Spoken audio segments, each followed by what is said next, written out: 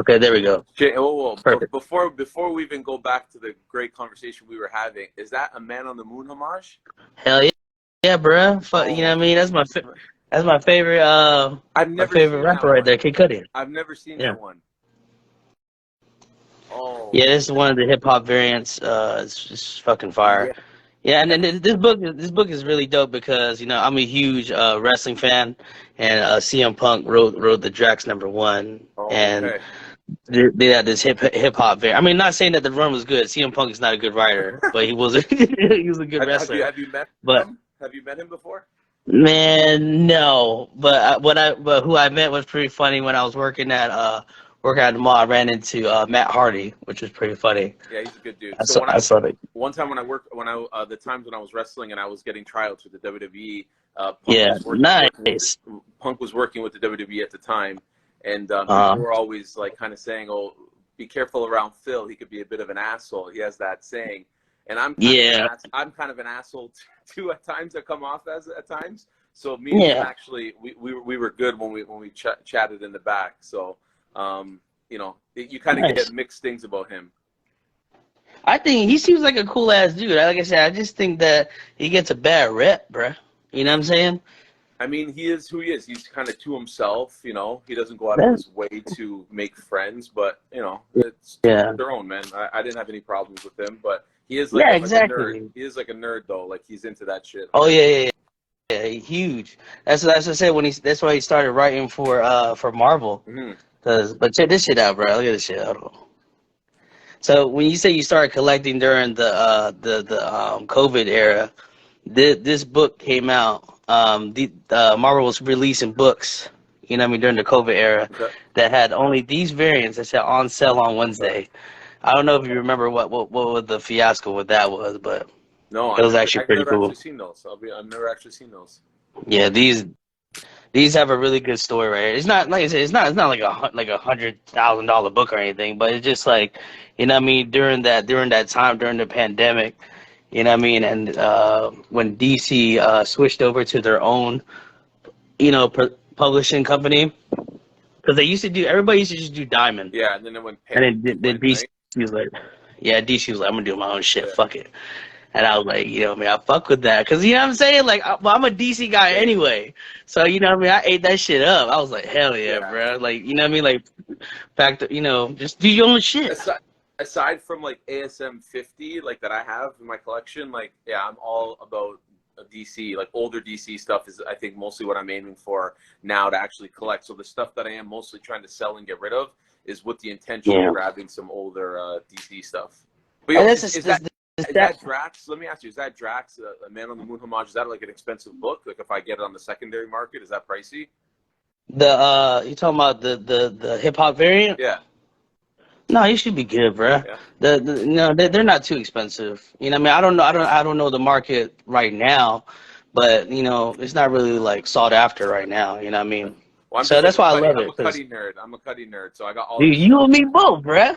I fucking love Kid Cudi. Yeah. That's my dude, man. I have all of his shit on vinyl. I have everything vinyl of his sealed still. Dude, Man on the Moon 2.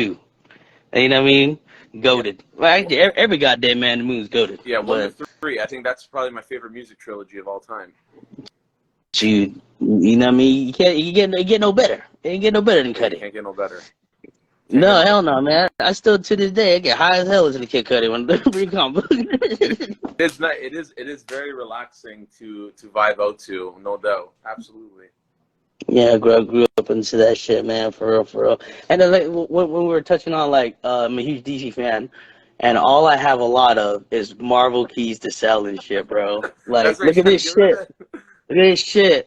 Oh my! I can't fucking get rid of this shit, bro. What? And it always follows me. That's supposed to be easy to move though, unless is it just the price? It's a lot of money. Yeah, it's a lot of money to push, man.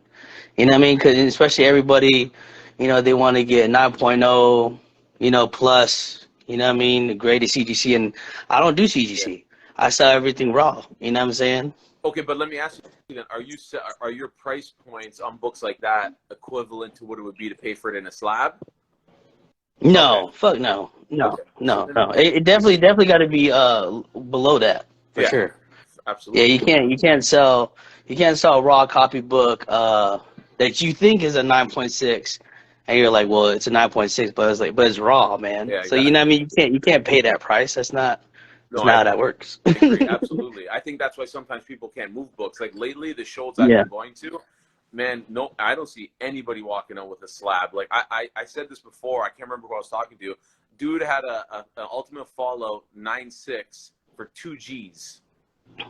Oh shit! What was it? What? That's like a $500 You book. said No, nine it's like six? 9.6, two grand. When was this though? Month and a half ago. I swear to God, bro. If that shit was sell for a 9.6, I swear to God, I want this shit. So like nobody wants to buy that shit either. So But I'm saying, but it that's my just point, dude. Like a 9.6 is like a $500 book right now. right, Yeah, so exactly. like It's wild. he's $1,500 off the mark. That's my point. They're pricing so I seen crazy. I've seen I don't know if you know about Mile High Comics. You heard about that? Yeah, I've heard of it. Like, So they're like one of the massive comic book stores, ever, and they're saying about the pricing in there about his books and shit and how like they're like super overpriced, okay. like ridiculously like $12,000-$13,000, and like, for certain books that are low grade, I'm like, bro, but I think it's just for show, really. I don't think he really wants to sell it. That's what I think they do. he's just showing people. Like Yeah. my Hulk, I have a Hulk 181. That's like my pride of. I found it in a shoebox at a garage sale. No So way. like I have it, and I have no intention to sell it because I'm like I don't have a ton of stuff to leave my kids. So it's Yep. like whenever people ask, I give them the most ridiculous number because I have no intention of selling it. I'm like, give me $4 All grand right. for it. Give me $4 grand. Hey, It's yours. hey, bro. One day they're gonna be like, "Yeah, I got that," and you, and you're gonna be like, "Damn." You know what's trippy? It's a Yeah. 1.8 white pager. Like it's a 1.8 Shit. white page. Like I don't know how it got white pages. Are you for It's real? 1.8 white pages. That's cool, man. Damn, that's rare as hell. It is weird.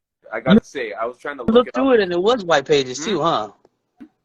You said when you looked through it, it was like what white pages Didn't too. look like white pages to me, bro. Oh wow. Yeah, And it was CGC, right? yeah. They have a lot of graders over there. People don't really know the process that goes on with CGC and stuff. They just, they get the updates and shit like that. But You know what else I think?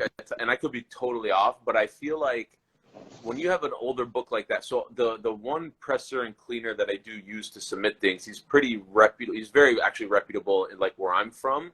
And yeah, he even advised me, he's like, honestly, dude, just send it as is. You take the risk of messing with this book. Like it's pretty brittle. It feels a bit not hmm so great. I almost feel like, and again, I could be wrong, that they almost appreciate that, getting a book that doesn't look too tampered with. You know what I mean? hmm Like, you know what I mean? Like super clean, super pressed. It's like this thing was full of dust in a shoebox. Like, what do you think you're going to turn that thing into, right? Like barely hanging on. yeah, But it's complete, intact. Marvel value stamp was there, all that. nice. Yeah.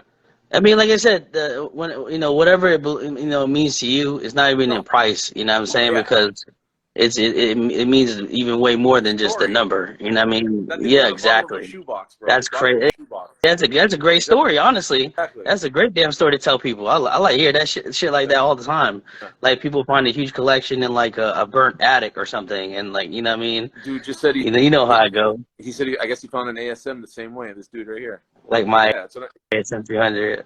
Yeah, I love that. Like yeah, that's my the boy hunt is Daniel. the Yeah, fun that's my part, boy man. Daniel. The hunt is the fun part. Hell yeah, yeah, and but I think a lot of other collectors nowadays are losing sight of why they're truly collecting. You know what I mean? Like, and that's like I said, reading the books. Going to the stores, and it's so much for a quick flip turnaround. And I get it, because you got to get your bread, right? Mm-hmm.